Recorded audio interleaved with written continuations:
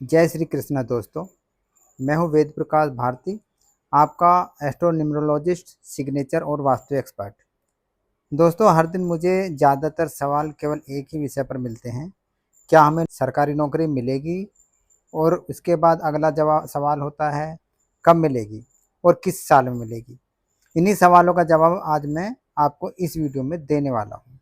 मैं वादा करता हूँ कि अगर आपने इस वीडियो को अंत तक ध्यान से देखा तो आप खुद जान पाएंगे कि किस साल आपको सरकारी नौकरी मिलने के योग है। चलिए अब सीधे चलते हैं इस पूरी प्रक्रिया की तरफ, जो सिर्फ 3 आसान स्टेप में पूरी हो जाती है। स्टेप 1 है, आपको अपनी जन्म तिथि इस फॉर्मेट में लिखनी है। दिन, माह और साल। दिन, माह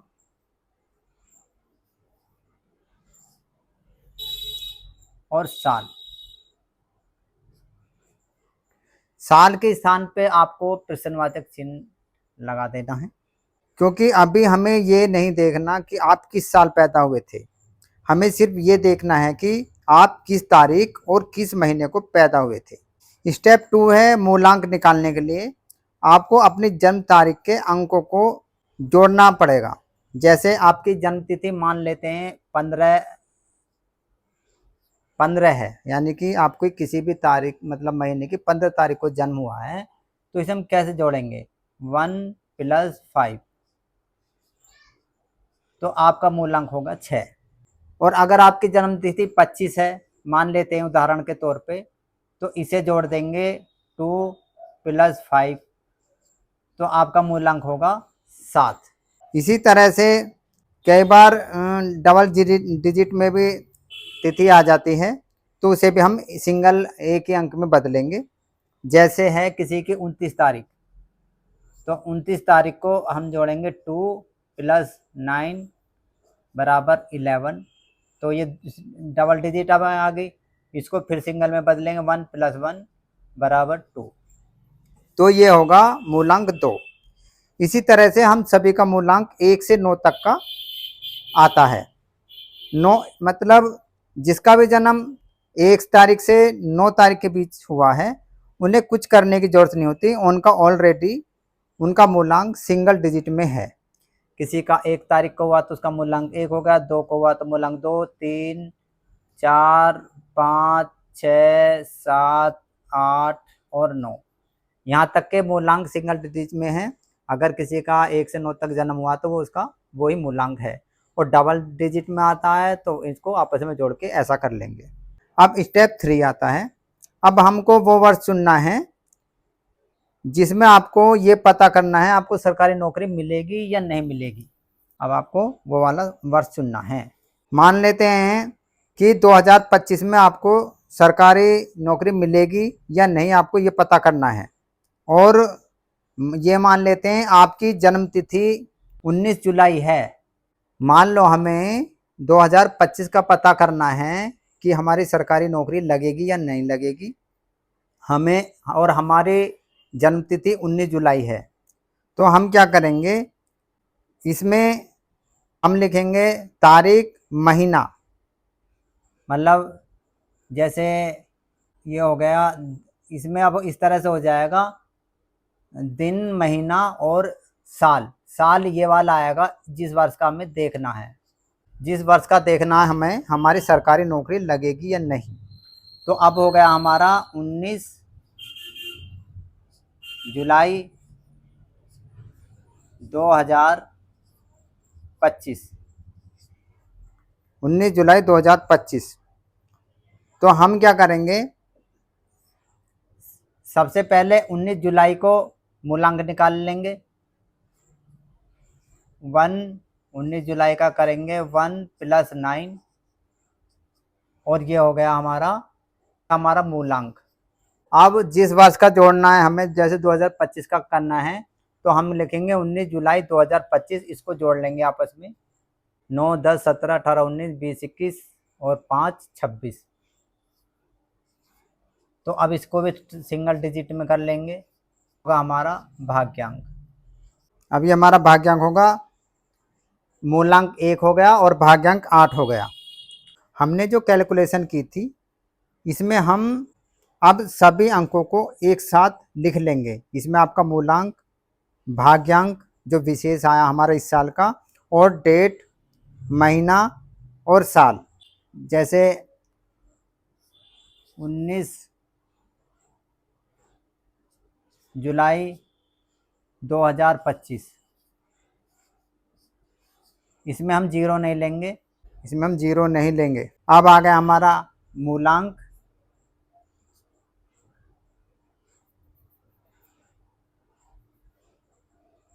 भाग्यांक और डेट, ये सारा 197225, ये हो गया हमारे, ये अंक निकल के आ गए।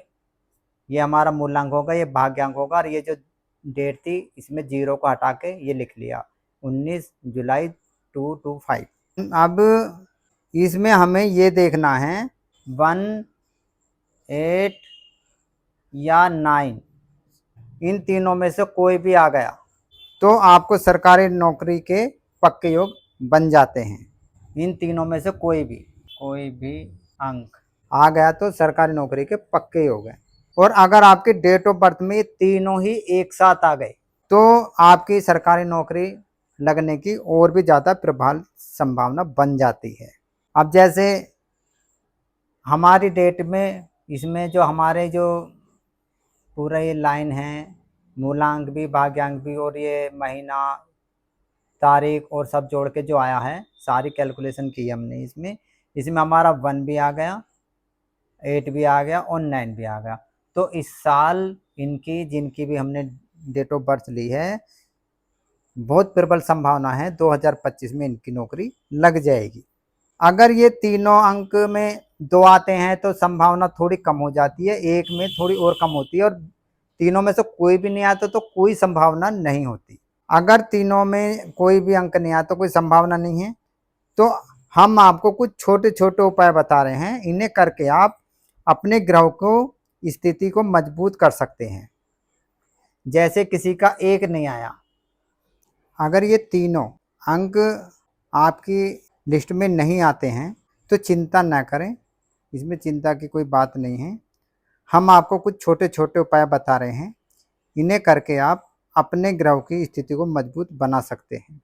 नंबर 1 होता है सूर्य देव का अंक। यह अंक बताता है कि आपका करियर कितना चमकेगा। अगर आपके पास ये अंक है तो आपकी करियर में तरक्की तय मानी जाती है। और यदि नहीं है तो उपाय के लिए सुबह उठकर सूर्य देव को जल देना है। और दूसरा उपाय है गाय को या तो चारा खिलाना है या रोटी खिलानी है। और सूर्य का तीसरा उपाय है आपने पिता का सम्मान करना है, उनकी हर बात माननी है, सलाह माननी है। और दूसरा अंक होता है 8। अगर 8 भी आपके इस लिस्ट में नहीं आता है तो आपको पहला उपाय करना, शनिवार को उड़द या सरसों का तेल दान करना है, काले कपड़े भी दान कर सकते हैं।